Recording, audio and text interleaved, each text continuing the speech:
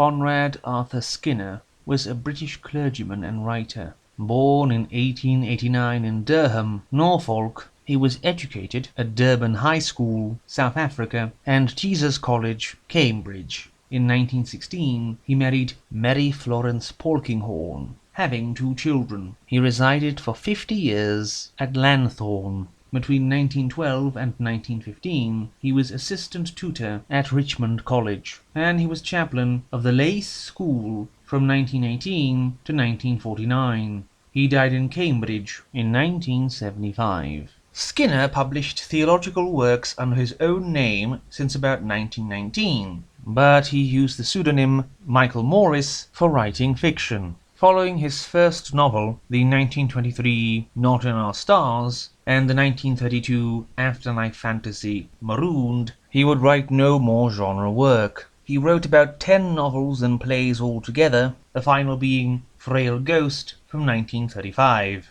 Not in Our Stars begins with Thorpe Savile and his friend Menzies engaged in a game of cards, and Menzies shows a reluctant ability to predict what the next card will be, but only until he can't do it anymore, saying he often has brief spells of such foresight.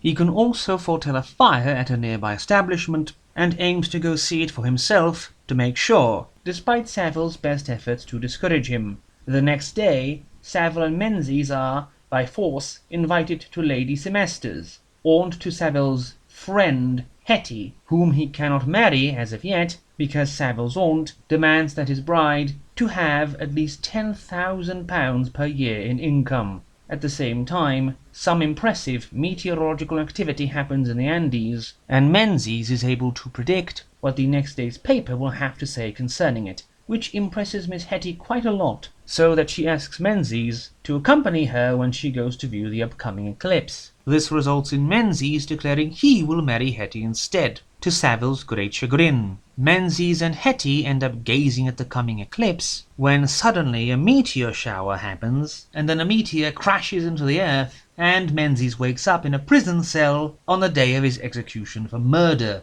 It seems that several weeks had elapsed, of which he has no memory whatsoever. What is more, he receives a letter from his wife, Hetty, intimating she will kill herself to be with him, and then he's hanged. But he gets better when he wakes up the following morning in his cell. But actually, he wakes up the day before his execution. He realizes he is now living his life in reverse order, and comes to realize that sooner or later he must reach the day of his shameful trial, and then the day of the murder he had admitted to have committed. All the while, he makes plans to take Hetty with him into childhood by somehow altering his past, assuming he will continue living his life in reverse. But every time he tries to alter the events of the previous day, he is unsuccessful. The book's main problem is that it takes this interesting premise of living in reverse, but is only chiefly interested in romantic triangles and conventional romantic drama, to the extent that it doesn't do anything creative with the idea, and after a few interesting scenes after the execution, it seems to abandon its interest in this altered time state, and focuses even more on the conventional romance aspect.